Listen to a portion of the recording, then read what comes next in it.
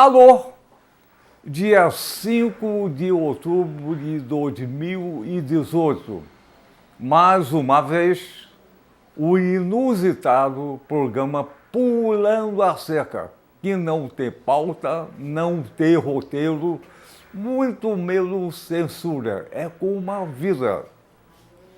Olha só, o apresentador do programa sou eu, Daniel Suturense, médico, que já teve AVC, acidente vascular cerebral, e continua no ar. O AVC é a doença que mais mata no Brasil e no mundo.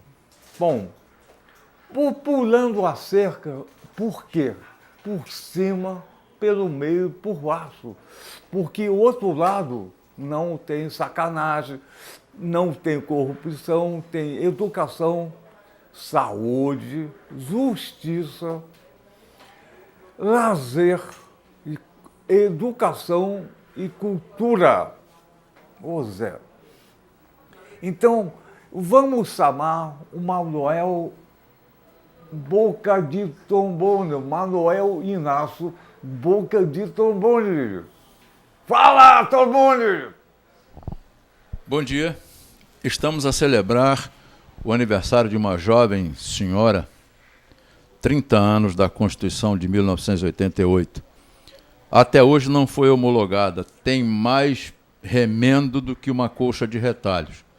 E diga-se de passagem, para fazer alguma alteração nessa Constituição de 88, necessita-se pelo menos 3/5 dos parlamentares, 3/5 do Congresso, 303 deputados e cerca de 49 senadores. Se não houver esse quórum, não tem como proceder a alteração nenhuma. Mas, de qualquer maneira, estamos felizes porque houve alguns avanços com a Constituição nova. Foi reduzido, por exemplo, o tempo de mandato do presidente da República, que era 5 anos, passou para 4, para facilitar, inclusive, a questão da adequação do organograma do processo eleitoral. Então, parabéns à Constituição, parabéns ao povo brasileiro, parabéns àqueles deputados que fizeram parte da Comissão Constituinte de 88. Pulando a cerca é informação, pulando a cerca é notícia, pulando a cerca é conhecimento. Daniel, é com você. Falou, Boca de Trombone! Olha só, nós hoje, mais uma vez, o convidado é uma fração importante da população aqui do Brasil, que 18 anos vão pular a cerca. O nosso convidado hoje é especialmente convidado porque dia 5 de outubro faz 30 anos da Constituição. Essa senhora complicada. E o convidado hoje é o nosso amigo inteligente, culto, gostosíssimo, tesouríssimo, Carloszinho. E quando eu digo gostosinho, tesouríssimo, é uma questão de afeto. Se não tiver o afeto, esse programa não existe, não consegue pular a cerca. Claro. E pular a cerca pode ser sacanagem, claro, ou superação. Então, o nosso convidado hoje é o nosso amigo com um grande afeto, Coronel Ibis. Vem pular a cerca! Pulou! Pulei. Então, o tradicional fez xixi? Ah, sim, religiosamente, como todo dia. Então tá bom. Para pular a cerca tem que fazer xixi, né? De fato, de fato. Então, bom dia, boa tarde, boa noite, que o programa repete. Ibis, hoje você foi especialmente convidado por o que hoje, dia 5 de outubro, faz 30 anos da Constituição deste país. Em 1988, dia 5 de outubro, foi outorgado. Qual é a tua visão da Constituição que há 30 anos foi homologada? Olha, meu querido amigo, em primeiro lugar, eu acho que desde que nós constituímos uma república, né, esta já é a Constituição que conseguiu durar mais tempo. E isso já é motivo para a gente comemorar, né?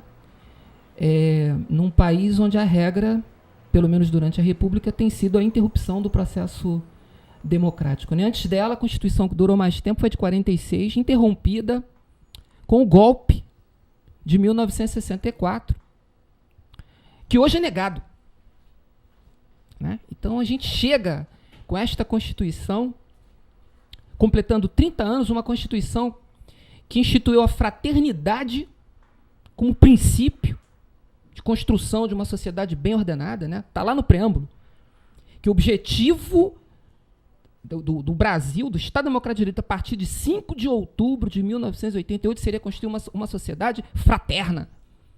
E a gente chega aos 30 anos desta Constituição, a algumas horas de uma eleição, com um candidato liderando as pesquisas que nega a ditadura, que faz publicamente elogio a torturador e que tem o apoio de 35% da população brasileira. Mas, apesar disso, e contra isso, é muito bacana estar aqui no teu programa para celebrar essa Constituição. Porque eu não tenho dúvida nenhuma que uma das causas que nos trouxeram a esse momento de perplexidade é justamente o fato de muitos dispositivos desta Constituição não terem sido implementados ainda. É pelo fato de toda essa resistência que os setores que não querem um país mais igualitário, mais justo, mais decente, mais democrático, toda essa resistência que ao longo desses 30 anos esses setores têm colocado diante dessa Constituição. Mas a gente vai derrotar essas pessoas, E a nossa resistência, a nossa lucidez, os nossos afetos vão derrotar essa turma. Olívio, parece que essa Constituição de 88, uma parte foi negado pela justiça. E tem um outro caminho engraçado. O judiciário, que deve fazer a justiça pelo modelo constitucional, revoga. Está totalmente fora do tom e faz injustiça. Parece que isso é pensado. Você acha que é isso? Eu acho que parte da justiça pensa como classe, né? Ela não é imparcial, né? Pois é. A pessoa carrega esse pensamento de classe e muitas vezes com os seus posicionamentos negam aquele espírito de fraternidade, de solidariedade. Esse projeto de construir uma sociedade mais livre, mais justa, mais igualitária é negado em função dos interesses de classe e das vinculações que a gente carrega na hora de avaliar uma questão, na hora de fundamentar uma causa, né? Então, eu acho que isso também é um processo de educação e de superação de uma herança histórica, né? Que tem relação com essa sociedade escravocrata, que é fundada na desigualdade, na negação do outro, que a gente, como república, não conseguiu superar ainda, né? Que um texto constitucional por si só, ele, pela letra do texto, não é capaz de vencer se, juntamente com isso, a gente não avançar no sentido da educação, né? Então, eu acho que, apesar da letra e do espírito progressista que a Constituição tem, a gente ainda tem muita coisa que avançar em termos de mentalidade, de educação dessas mentalidades, sabe? Então, a gente ainda tem um desafio pela frente. São 30 anos só, né? Contra mais de 400 anos de negação da solidariedade, da igualdade como princípio, né? Então, a gente tem uma tradição fundada na violência, na desigualdade, na brutalidade desse processo colonizador que 30 anos de Constituição não foi ainda capaz de superar. E aí a minha angústia com o momento atual, né, com um candidato liderando as pesquisas que, de alguma maneira, vem afirmar todo esse passado terrível de crenças e o retrocesso que isso pode significar, né? Por isso o momento é tão decisivo e, ao mesmo tempo, tão angustiante, né? Então, Ibris, mas quando a justiça começa a derrubar o modelo constitucional, absolvendo, e o cara que fez é solto, e a rapidez para prender o outro, isso é um modelo que eu acho que tem um pai autoritário, o filho automaticamente vai ser autoritário. Se a justiça absolve o cara que fez um delito, um crime, a população, bom, se pode fazer isso, eu posso também. Então, esse modelo é um modelo totalmente anacrônico. Parece uma barbárie. Em vez de avançar, parece que o espírito da Constituição de 88 era avançar. Mas a elite, acho que a elite do país não consegue avançar. Eu acho que é um livro até famoso, A Elite do Atraso. Elite, ao mesmo tempo, atrasado. Isso acho que começou claramente, pelo que eu entendo, na Revolução de 30 com Getúlio Vargas. O Brasil começou a industrializar e veio o moralismo, o egoísmo e aquele que tem, não quer que nada aconteça com ele. Não pode sumir nunca. E isso foi adiante. Aí teve a Resolução 64. Agora, depois teve a Constituição.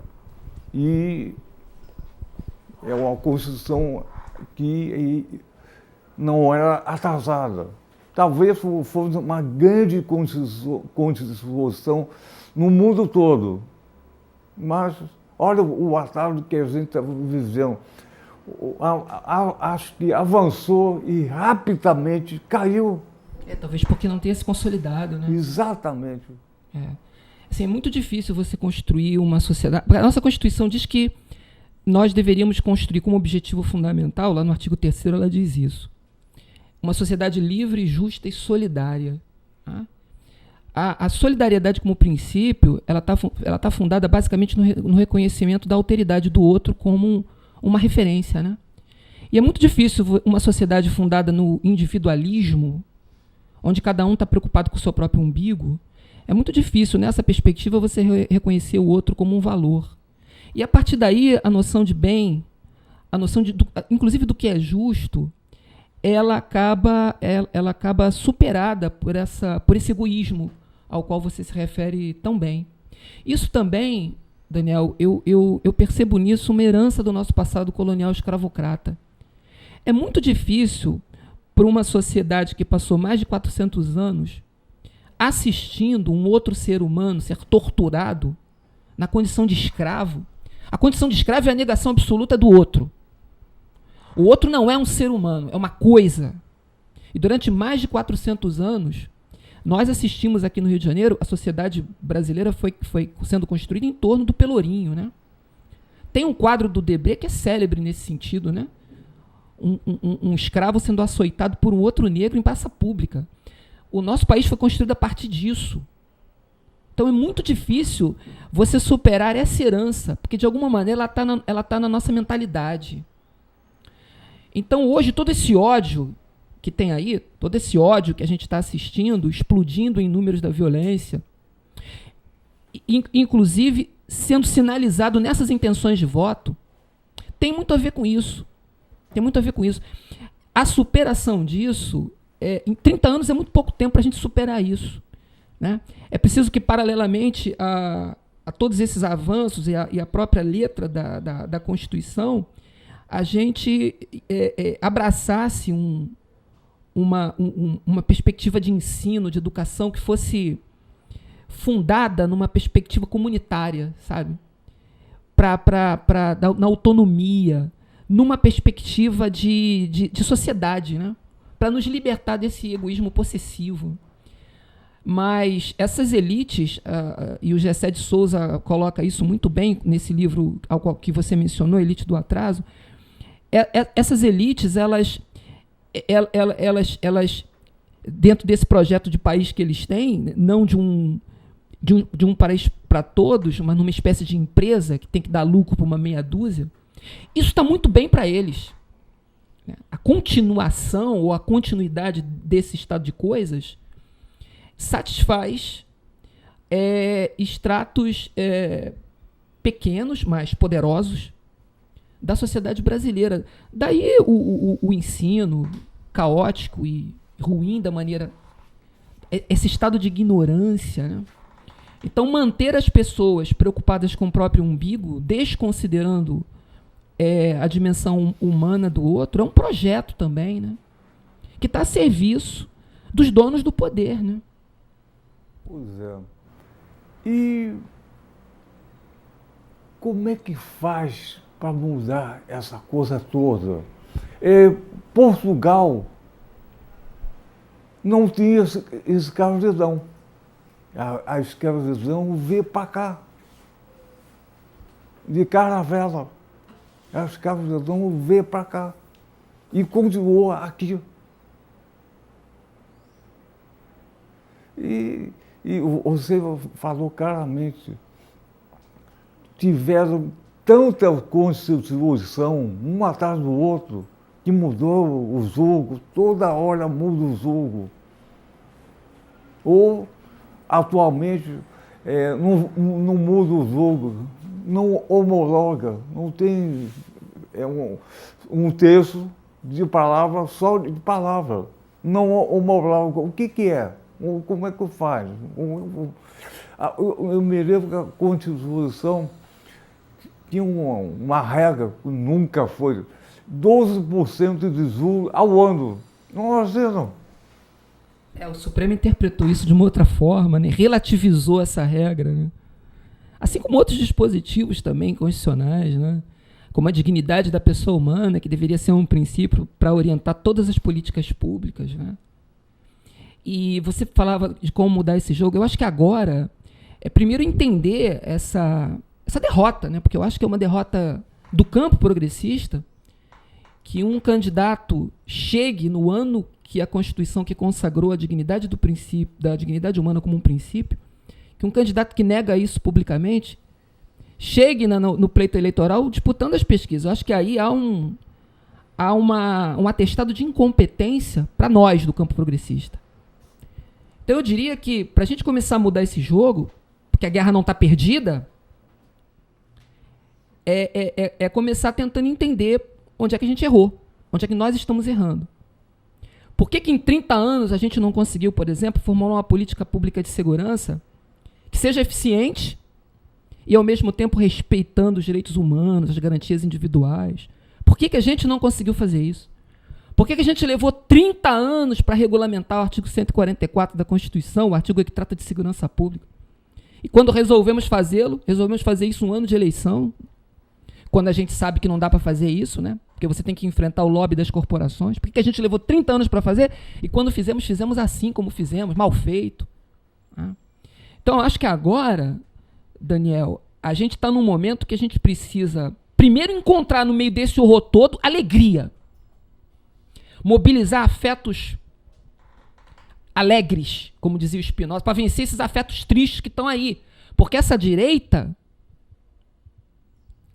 ela sabe mobilizar esses afetos tristes. Ela sabe movimentar o ódio, ela sabe instrumentalizar o medo. E nós, do campo progressista, precisamos, contra esses afetos, a gente precisa mobilizar os afetos alegres. Então, eu acho que o nosso desafio da esquerda é mobilizar a alegria. Contra e apesar de tudo isso daí. E tentar entender onde foi que a gente errou. Onde nós erramos. E nos reinventarmos. Como a esquerda na Europa está fazendo, com o Podemos, né, para citar um caso na Espanha. A gente precisa se reinventar e mostrar para as pessoas que dá para virar essa página. Mas a partir da solidariedade, da fraternidade, sem ódio, sem briga, sem desprezar os valores sagrados ao humanismo, à civilização. Porque o que está em jogo é isso, Daniel. Não é só uma questão de direita e esquerda, não. Quando um candidato chega liderando as pesquisas e publicamente fazendo elogio da tortura, isso é muito grave. Isso é muito grave. Porque isso representa um retrocesso civilizatório. Votar nisso é recuar ao estágio anterior à modernidade. O prejuízo disso é imenso para todos. Para todos. Então, o nosso desafio hoje é colocar a mão na cabeça e pensar qual é a minha responsabilidade nisso daí. Onde foi que nós erramos? E, a partir daí, repensar o nosso discurso. Tem pobre votando nisso. Tem negro votando nisso. Tem homossexual votando nisso. Tem gente decente votando nisso, que se diz cristão. Cristo foi torturado, meu Deus do céu. Esqueceram isso? Não estão lendo isso na Bíblia? E tem igreja apoiando isso. Quer dizer, tem alguma coisa muito errada na orientação das pessoas. Então, isso é muito grave. Agora, para a gente virar esse jogo, é preciso, no momento, parar e se perguntar onde foi que eu, com o meu discurso, com as minhas formulações, onde foi que eu errei, onde foi que eu estou errando. E tentar novamente. Iris, você falou que alegria não é fazer palhaçada, é pensar com alegria. Mas a história sempre cicla, o ciclo. Agora o ciclo está antiprogressista. Mas a história muda. Sempre muda. Vamos pensar na Segunda Guerra Mundial, o nazismo, o fascismo, e mudou. Então, a história é igual a maré, sobe e desce. Quando a maré desce, a gente tem que usar o tempo para se preparar para a maré alta. Mas cada vez, eu imagino o seguinte, cada vez que a maré sobe, um avanço também consegue ir. Agora a maré está descendo. Aí a gente tem que repensar. Então, e repensar, você falou na Espanha, ou o que for, tem que repensar. Esse modelo ainda é um modelo anacrônico. A gente, quando a maré sobe, parece que também sobe a cabeça. Agora sim, vai. Não é bem assim, a história muda. E não tem o objeto, acontece, de repente. Você pode imaginar que a atual eleição tem um candidato dessa forma, nunca. Há 2, 3 anos atrás, não. E tem que repensar, mas repensar com alegria, com afeto, com atenção. Mas eu acho que a gente, às vezes, sobe a cabeça. Já ganhou, deixa comigo. Não é bem assim. O outro lado também pensa. E tem muitas caminhos para torturar, medo, desconfiança. Então, tem que ser. Eu me lembro, e vou dar um exemplo de Getúlio Vargas. Ele, apesar de ser uma postura nacionalista e autoritária, era muito autoritário, mas era nacionalista. Quando a elite começou a avançar para detonar tudo, ele criou uma coisa fantástica. Ele criou um jornal, A Última Hora, que segurou. Não é eterno, mas segurou. E nessa maré que subiu, a gente subiu a cabeça. Não precisou nada disso. Deixa acontecer, e não aconteceu. Então, se não tem educação através de qualquer meio, coletivo, aí se instala um não coletivo. Eu penso assim, eu quero derrotar assim, e funciona. A ideologia do individualismo funciona, voltando ao modelo escravocrata. Assim, a coisa continua de alguma maneira, né?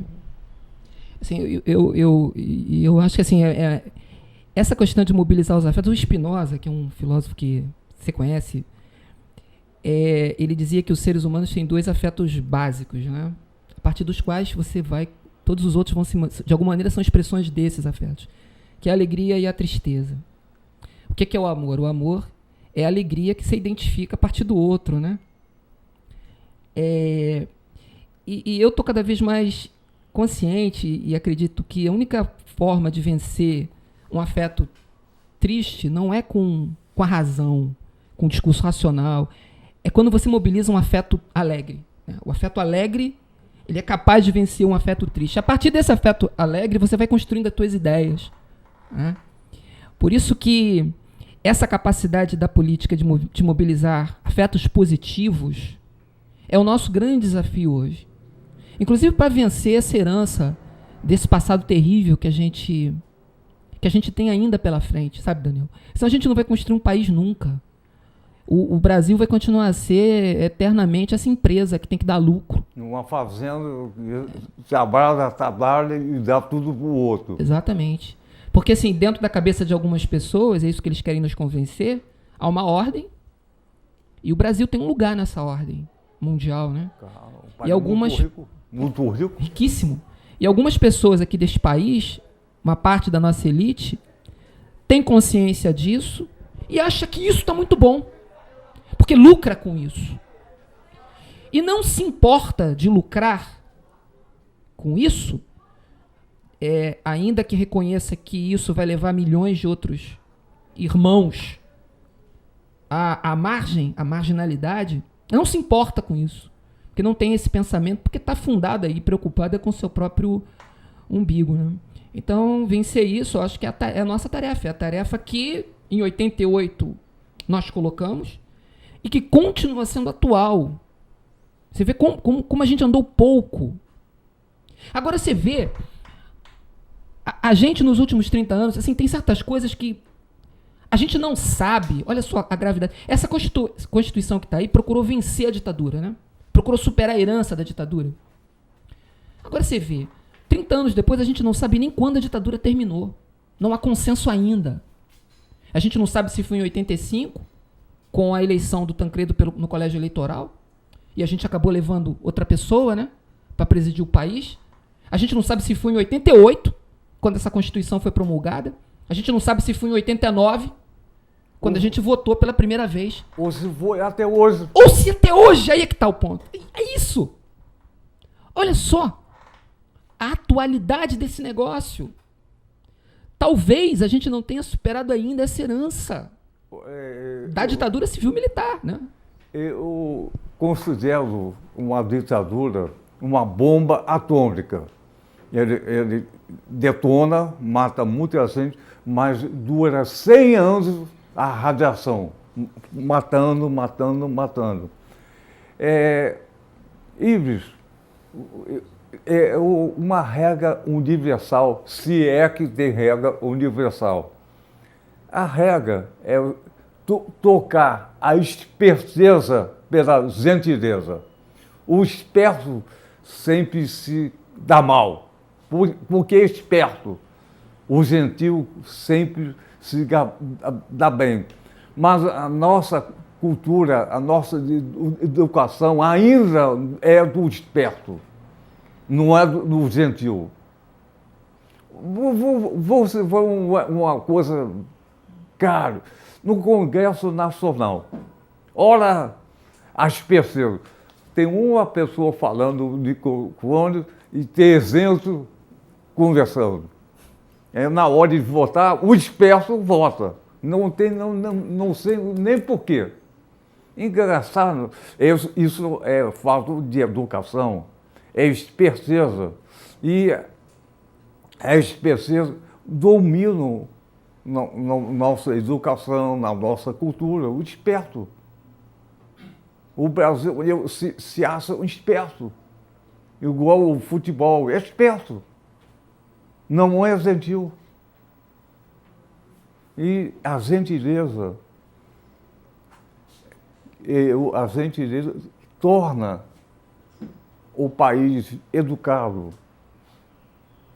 E gentileza não é dar beijinho, é pensar. Então, reconhecer o outro, né? Reconhecer o outro. Mas para ser gentil tem que ser eu e o outro, ou os outros. Assim, mas a gentileza pressupõe que você olhe o outro, a quem você está direcionando essa gentileza, como alguém digno dessa tua atenção, desse teu cuidado, né? Para isso você tem que reconhecer o outro como alguém da mesma estatura que você. Isso, aí eu volto à questão da nossa herança colonial escravocrata, né? De um país onde uma parte da população olhava o outro com desprezo, olhava o outro como se fosse coisa, propriedade, né? E um país que se fez sem nenhum projeto, né? Isso aqui era um lugar que tinha que dar lucro para Portugal. Hoje é um lugar que tem que dar lucro para os Estados Unidos, que tem que dar lucro para o norte do Equador, né? E para as empresas situadas no norte do Equador. Então foi um país que se fez sem nenhum projeto, onde cada um teve que se virar. Essa questão do jeitinho brasileiro, da sobrevivência, de cada um preocupado com o próprio umbigo, é um pouco herança disso, né? De um país onde cada um veio para cá para se virar, para tentar voltar para Portugal com o máximo de dinheiro que pudesse voltar e, de alguma maneira, sobreviver sozinho, dar o próprio jeito. Então é preciso ter um projeto de país, é preciso ter uma reflexão sobre que país a gente quer construir e uma educação. Então o país é um país de espertos. Esperto. Vinha para cá, especialmente, voltar para lá, bem, com esperteza. E aí ele se formou nesse modelo, a esperteza, o medo, o terror, a desvalorização. Então, é esperto. Ele pressupõe que o outro é menor, é pequeno. Então, a esperteza domina o país. a esperteza domina o legislativo, o judiciário, tem o roubo, corrupção, do judiciário, do legislativo, executivo, tudo e o Estado brasileiro é o Estado da esperteza. Assim, eu acho que, de alguma maneira, a única coisa que pode superar isso é o afeto, não é a razão. Porque eu penso que a razão vai sempre aconselhar isso. Porque a razão calcula. Ela vai sempre aconselhar que eu me preocupe comigo primeiro. É o afeto, essa coisa capaz de fazer como o Manuel Bandeira dizia, né? Que amar é mudar a alma de casa. Né? Então, acho que o grande desafio de um projeto de educação e de um projeto político também é ser capaz de mobilizar os afetos. É ser capaz de conseguir convencer a cada um de nós de que a única possibilidade de construir um país é pensando mais no coletivo e menos no indivíduo, né? Sem desconsiderar a importância do indivíduo, colocar sempre o coletivo acima do indivíduo. Então, olha só, vou falar de coletivo. A nossa equipe aqui participa do programa coletivamente. Manuel Inácio, faça a pergunta. Há 130 anos foi assinada a Lei Áurea, que supostamente abolia a escravatura, a escravidão no Brasil. Repetindo, porque há 130 anos a escravidão foi assinada a Lei Áurea, eliminando a escravidão no Brasil. Aí a gente volta um pouco mais nesse processo escravocrata, quer dizer, da venda dos escravos, e a gente vai encontrar que os próprios negros, os próprios africanos, os mais fortes, os mais espertos, como disse o Daniel, vendiam os seus compatriotas, vendiam os seus amigos para serem trazidos para cá. Quer dizer, essa ideia da escravidão persiste ainda hoje, que a gente é inumano pensar que uma pessoa possa viver com um salário mínimo de R$ 957, R$ 954.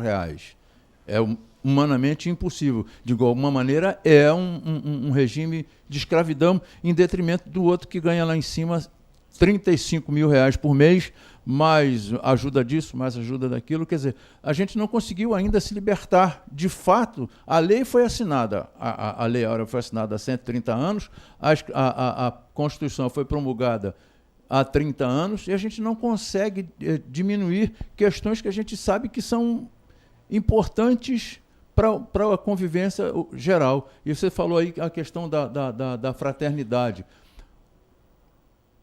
Existem umas diferenças que a gente não consegue diluir. Não é? O branco vê o negro como objeto, como peça de trabalho, como força de mão de obra. Por sua vez, o negro, quando consegue alguma posição, alguma ascensão, ele passa a denegrir também o branco. Quer dizer, fica sempre um choque, fica aquela história, não porque a raça daqui, a raça daquela. Nós não somos raça humana, somos seres humanos. Não existe esse negócio de raça, e a gente precisa diminuir, a gente precisa tirar isso, esse ranço que existe nas pessoas de superioridade. Se nós formos olhar, somos todos iguais.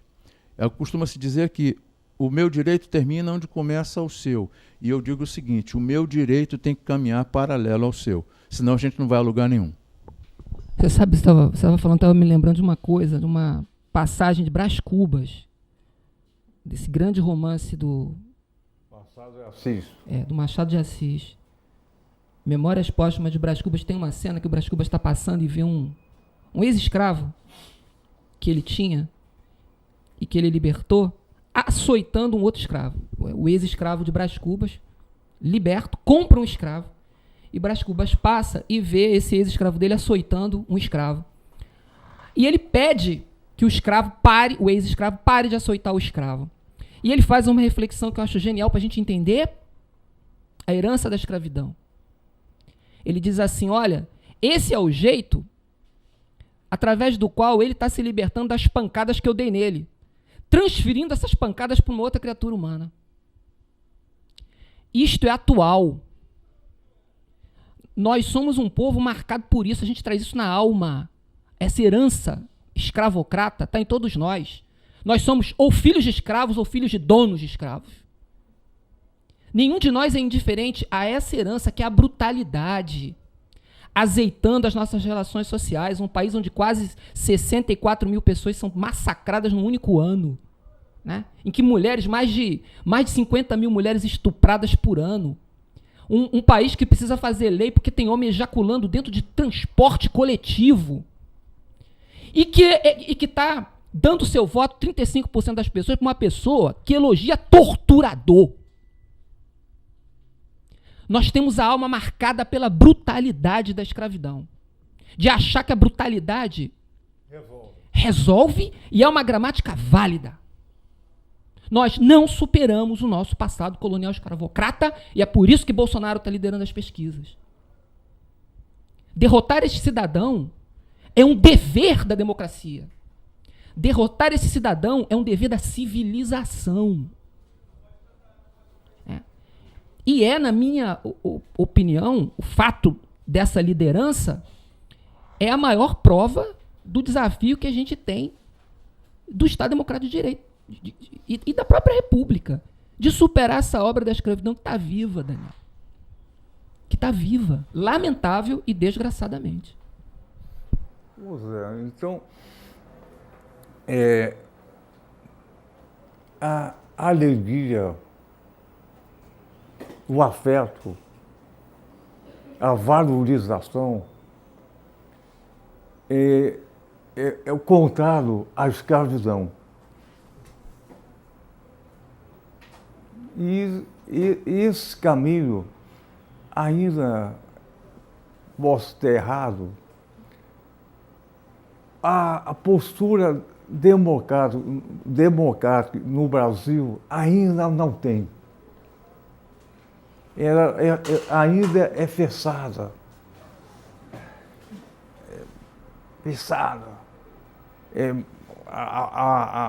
O discurso ainda é autoritário. Ou se não, é uma coisa ruim. Não qualifica. Então, mas a postura ainda não é coletiva. Não tem a dança na rua. Dançar é um ato coletivo.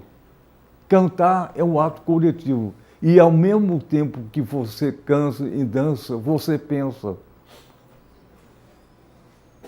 E parece que o ato coletivo é o futebol. Que tem duas torcidas que se matam. É uma hora só. E isso é o carnaval. Isso parece que só isso que é bom. E a gente não consegue avançar nisso. Então, carnaval, futebol. É legal, não tem nada com carnaval, com o futebol em si, uma instituição legal. Mas isso é um desafio, um embate.